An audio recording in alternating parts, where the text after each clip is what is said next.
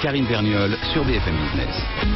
Tendance, rendez-vous business, spectacle, expo, resto, tout ce qui fait vibrer la capitale est dans Paris est à vous. Et ceux qui animent les aéroports parisiens, eh bien, ce sont les commerces. Depuis quelques années, ils se déploient à vitesse grand V. ADP compte presque 400 points de vente qui rapportent environ 400 millions d'euros par an.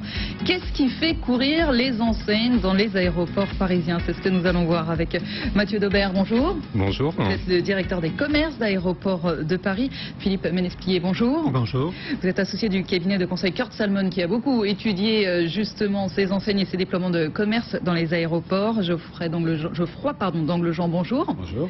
Vous êtes le directeur général de la Maison du Chocolat qui est bien sûr implantée dans les aéroports parisiens depuis 2009 maintenant. Alors, je vais vous lire une petite phrase. Le travel retail est un circuit clé pour atteindre l'objectif de conquête d'1 milliard de nouveaux consommateurs. Ce marché, présent dans le monde entier, s'apparente à un 6e continent. Savez-vous qui a pu dire ça? C'est une petite colle, hein, c'est un peu vache. L'Oréal. Exactement, c'est Jean-Paul Agon, le PDG de L'Oréal. Il a créé un nouveau poste il y a 6 mois, justement, confiant tout le travel retail à Barbara Lavernos. C'est là qu'on voit l'importance quand quelqu'un comme L'Oréal dit ça, du travel retail. Mathieu Daubert. Oui, alors c'est vrai que c'est aujourd'hui un segment qui est très très important pour les marques, mais qui a évolué aussi très très rapidement. Parce que si on se projette 6 ou 7 ans en arrière, il faut avoir en tête en fait que de nombreuses marques iconiques majeures en fait montraient quand même une certaine hésitation à nous rejoindre au niveau des aéroports.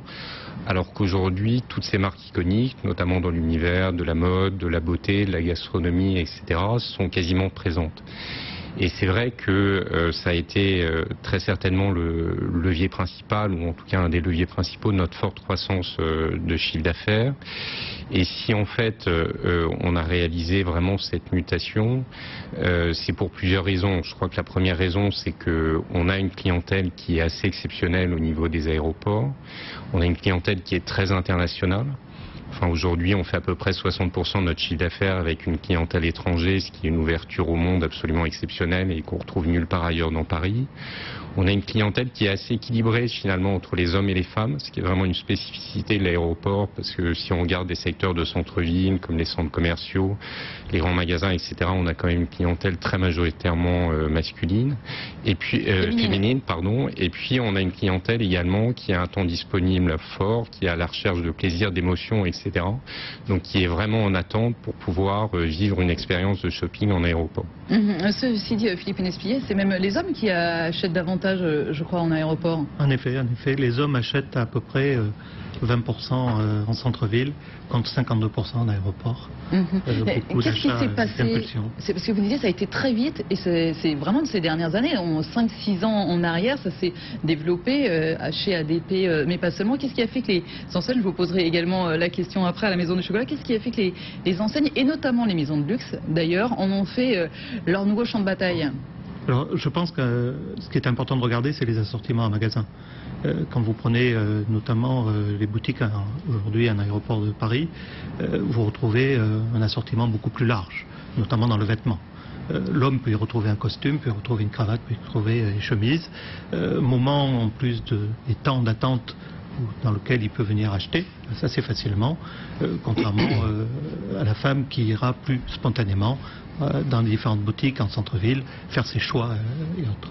Donc aujourd'hui on se retrouve avec ce type d'achat-là, et puis il y a l'achat impulsif, cadeau, où l'homme offre beaucoup plus que la femme. Mais alors, qu'est-ce qui a décidé les enseignes? La Maison du Chocolat, je disais 2009, installation dans les aéroports français. 2011, vous avez ouvert un nouveau concept, boutique coffret. Aujourd'hui, c'est 35% du chiffre d'affaires de la France qui se fait en aéroport. Tout simplement parce que, bon, déjà, la marque est présente à l'international, dans des grands pays comme la Chine, le Japon, les États-Unis. Et tout naturellement, il était important de retrouver cette clientèle lorsqu'elle vient à Paris et qu'elle quitte Paris, sur un lieu, à un moment où elle attend et quelque part de les séduire à ce moment-là. Donc tout naturellement, il était tout à fait pertinent que le prolongement de cette présence internationale se trouve à Paris, au cœur d'ADP, de Roissy et donc de Orly. Par ailleurs, pour nous, c'est aussi l'occasion de découvrir de nouveaux voyageurs, de nouveaux clients et donc potentiellement de nouveaux pays. Peut-être de se dire, ben voilà, on a une clientèle chinoise de plus en plus, et bien c'est naturellement, nous sommes présents à Hong Kong, intéressant aussi d'aller nous intéresser. C'est comme un test de marché marché finalement? Absolument, un petit peu complètement. On a d'ailleurs des comportements de passagers qui sont très différents d'un terminal à l'autre. Puisque que vous soyez dans un terminal Schengen ou Grand International, là, en Grand International, vous allez avoir de la clientèle japonaise, chinoise, russe, qui ont des comportements différents et qui pourront nous aider. Et on a tous les moyens de l'analyser pour bien adapter l'offre lorsque nous irons dans ces pays, bien évidemment. Alors justement, j'imagine que l'emplacement est un enjeu important. Quand vous êtes dans un aéroport, c'est tout ceci que vous regardez. Alors l'emplacement, pour une marque comme nous, est toujours majeur, qu'on soit en boutique City ou en boutique aéroport. En revanche, bien évidemment, en aéroport, c'est très important. D'autant, vous le disiez tout à l'heure, sur Roissy, nous avons 7 boutiques. C'est beaucoup. Mais finalement, et on fait toujours très attention à ce que ça ne banalise pas la marque et la marque ne se cannibalise pas. Il se trouve que, ayant des destinations et des terminaux différents, il n'y a pas de souci pour ça. En revanche, ce qui est important, c'est effectivement dans chaque terminal d'être très bien placé. Et c'est la raison pour laquelle nous avons adapté la réponse au marché avec nos amis d'ADP, et notamment avec une boutique coffret qui fait 9 mètres carrés, c'est tout petit, qui est la représentation d'un coffret codique de la marque, à des boutiques plus vastes, plus importantes, qui vont jusqu'à 50 mètres carrés en espace duty. Et donc, on a su adapter notre offre en fonction de chaque terminal. Mathieu Daubert, qui sont les nationalités qui dépensent le plus? On pense évidemment aux Chinois, c'est vrai? Alors, par individu, la nationalité qui dépense le plus, c'est effectivement la Chine. Néanmoins, si on regarde notre chiffre d'affaires, notre première nationalité reste de très très loin les Français. Donc c'est 40% de notre chiffre d'affaires. Mais c'est vrai qu'après, par individu, c'est la Chine, c'est la Russie. Et puis également toute une série de pays, soit d'Asie du Sud-Est, soit d'Afrique noire, où on a notamment une très très forte consommation de pays comme le Gabon, comme le Nigeria, comme le Cameroun, qui sont de très très gros consommateurs au sein de nos aéroports. C'est vrai que ça c'était peut-être plus inattendu parce qu'on pense en général évidemment aux Chinois, aux Russes. Quand on regarde le panier moyen, je crois que les Chinois dépensent en moyenne 115 €, les Russes 82 €, effectivement, et puis le panier moyen par passager, il est aujourd'hui à quoi? Ah non, il n'est pas tout à fait à 19 €, ça c'est l'objectif 2015. Non, ça c'est notre objectif 2015, il est à 17,70 € exactement, enfin fin 2013. Il a énormément progressé parce qu'il était en 2006 à 9,80 €. Donc globalement, en 7 ans, on a quasiment doublé notre chiffre d'affaires. Et donc effectivement, on a un objectif de le passer à 19 € en 2015. Comment vous allez faire ? Je dirais globalement, en fait, un peu la réussite de notre modèle passe par plusieurs idées. La première, c'est un développement assez intensif de nos surfaces commerciales qu'on a réalisées ces dernières années. Enfin, vous évoquiez effectivement tout à l'heure le fait qu'on a plus de surface que le printemps Haussmann. Et ça a été effectivement un levier très très important pour nous, ne serait-ce que pour pouvoir accueillir les marques iconiques dont on parlait tout à l'heure. Et au-delà de développer les surfaces, et ça a été un point aussi très important pour convaincre les marques de venir, on a vraiment essayé de créer des lieux d'émotion et des lieux d'expérience. C'est-à-dire pas des lieux très très banalisés, mais recréer ce qu'on appelle une dernière expérience de shopping à Paris, donc recréer des lieux parisiens. D'ailleurs, on appelle chacun de nos lieux la place parisienne, l'avenue, on a l'impression d'une le rue grand magasin, donc, effectivement. avec vraiment cette idée de faire vivre une dernière expérience de shopping parisien à nos passagers. C'est ça qui est difficile, Philippe Minespier, c'est qu'on est quand même dans un environnement commercial différent. Et pour ADP, justement, il faut se différencier par rapport aux grands hubs, aux grands aéroports internationaux. Oui, tout à fait. Ce qu'il faut comprendre, en fait, c'est que ce shopping à l'aéroport n'est qu'une petite part du parcours du passager. Pensez que le passager part de chez lui, arrive à un lieu de destination et a passé à peu près entre chez lui et déjà l'aéroport avant d'embarquer à peu près 2h30, soit dans des transports, soit dans du check-in, soit dans le passage de douane, etc. Donc plus ce parcours est facilité, plus ce lieu de vie de shopping et ce bien-être, au fond, dans l'aéroport sera ressenti. Et à partir du moment où le bien-être est ressenti, plus l'acte d'avant va se faire en fait. Oui, parce que c'est ça, je lisais que finalement la plupart des passagers sont encore un peu stressés. Donc il faut aussi offrir quelque chose qui vraiment donne envie et qui va être dans l'idée que allez-y, achetez un petit peu et ça va oui, c'est ça. Il faut il faut arriver à faire de ce moment d'attente, en fait, de ce moment de passage, un aéroport, un moment de théâtralisation, de bien-être. Et c'est ce qui va favoriser en fait l'achat impulsif, l'achat des chocolats, l'achat... L'expérience chocolat y répond. Bien sûr, c'est ça, une petite douceur, ça va aller mieux. Prenez un petit chocolat, ça va aller mieux. Justement, alors, ce qui est important aussi de considérer, c'est que vous avez à peu près 52% de passagers qui passent en aéroport qui ne passent pas dans les magasins. D'accord, il y en a qui passent direct, la moitié passe direct quand même, voilà. Sans s'arrêter. Là aussi, il y a quelque chose d'assez important en termes de capacité à accroître ce commerce en aéroport, d'une part. Et puis, il y a le trafic aérien qui augmente. Je vous rappelle qu'il n'y avait que 4 milliards de passagers qui voyageaient à tout le monde en 2004. En 2030, ça sera à peu près 11 milliards. Donc, je pense qu'il y a aussi un accroissement, de toute façon, du voyage qui va se faire. Oui, c'est ça. Je crois que pour Charles de Gaulle, pour Roissy, c'est 62 millions de passagers. ADP, c'est 90 millions au total qui vont traverser les aéroports. Donc, effectivement, ça laisse une petite marge de progression par rapport aux chiffres que vous venez de donner. Geoffroy d'Anglejean, je disais tout à l'heure, 35% du chiffre d'affaires de la France en aéroport. Comment on gère justement ces surfaces commerciales? Vous expliquiez tout à l'heure qu'elles sont différentes. Est-ce que, première chose, est-ce qu'elles sont plus rentables qu'une surface commerciale qui donne sur rue? Alors, ça va s'ajouter bien sûr à une logique de développement sur des boutiques city. Alors, l'activité en aéroport est plus complexe à gérer. Pourquoi? Parce que vous êtes sur des plages horaires qui sont beaucoup plus larges. On démarre à 6 h, on ferme à 23h30. Le personnel qui travaille en aéroport en zone UT est soumis à des règles de sécurité, donc c'est forcément plus compliqué. Et puis c'est difficile de travailler en aéroport par rapport à des gens qui travaillent dans des boutiques de rue. Donc, je dirais, on ne va pas parler de rentabilité, bien évidemment. Nous sommes présents, la marque y réussit très bien et on a un très bon partenariat avec nos amis d'ADP, on y gagne de l'argent, mais clairement si vous compariez ce type de business avec du business de ville, city, on serait probablement plus rentable, on est même certainement plus rentable en centre-ville qu'en aéroport, du fait en fait de ces particularismes liés aux aéroports. Mais vous y retrouvez en visibilité? Alors absolument, et c'est là où c'est important pour une marque comme nous, qui a cette vocation internationale, puisque comme je le répète, nous sommes présents simplement que dans 5 grands pays, Chine, Japon, États-Unis, UK et France, et notre vocation est d'être présent dans les plus grandes capitales mondiales.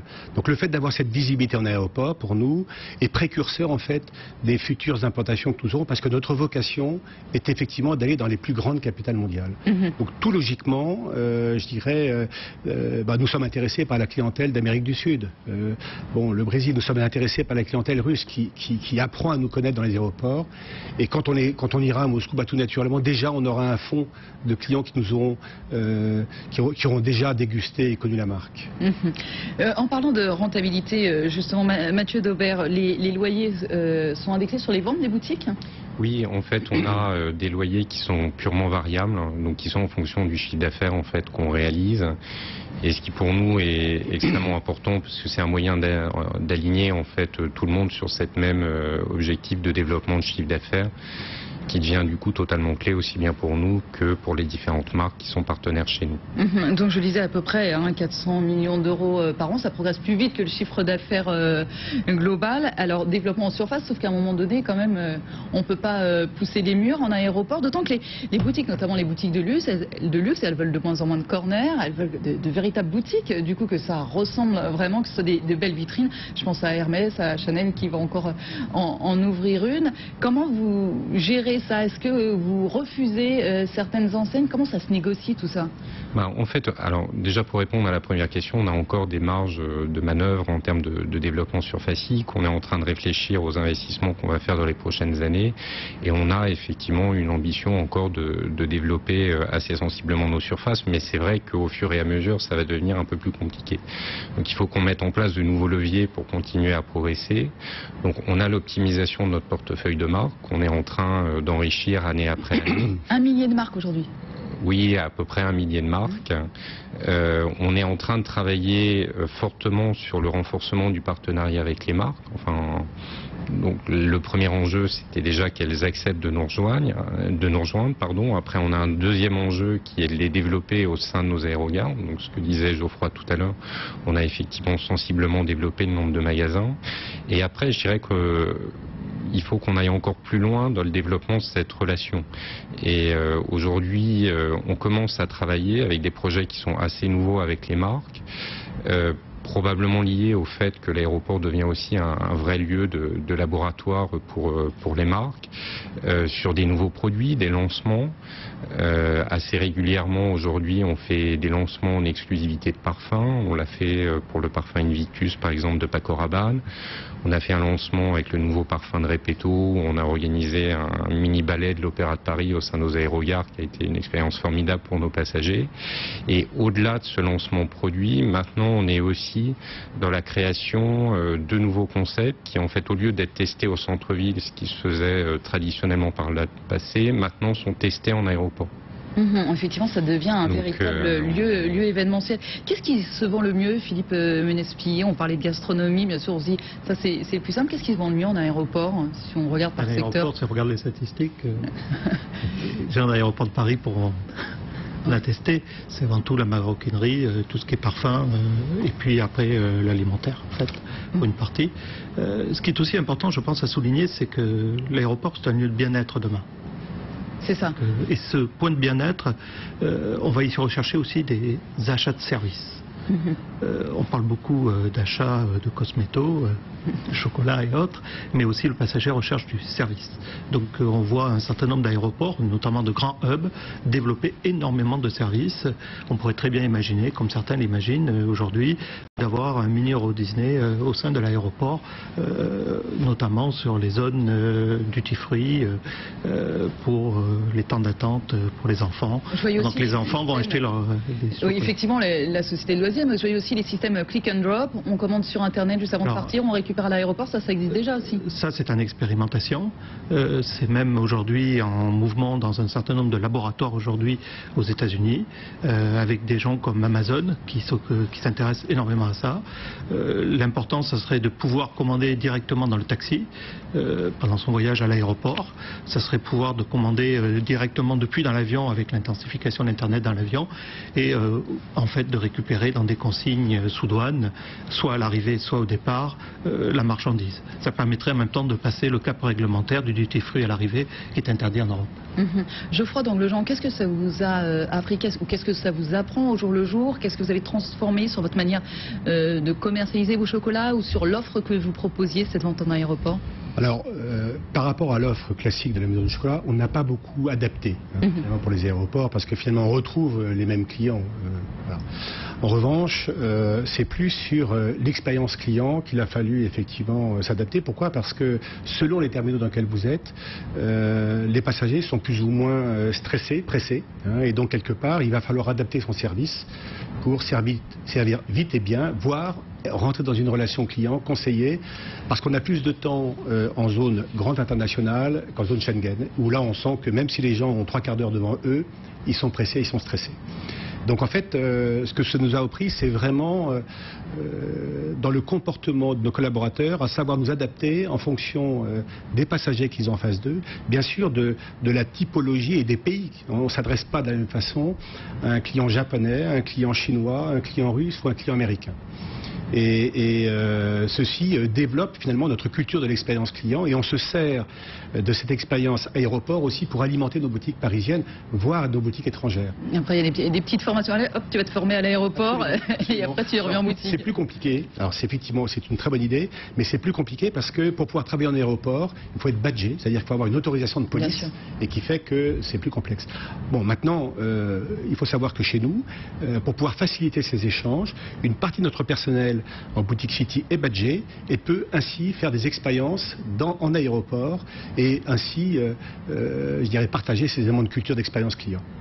Alors, pour terminer, Mathieu Daubert, il va y avoir aussi l'arrivée LVMH qui a racheté DFS, le leader mondial de la vente des produits de luxe aux voyageurs internationaux. Là aussi, ça bouge. On sait qu'ils vont arriver en Europe avec Galeria. Ça va faire encore bouger et accélérer les choses sur ce côté-là. J'ai lu que ADP, au-delà de ces grandes marques de luxe dont on parle beaucoup depuis tout à l'heure, vous vouliez développer des marques plus grand public.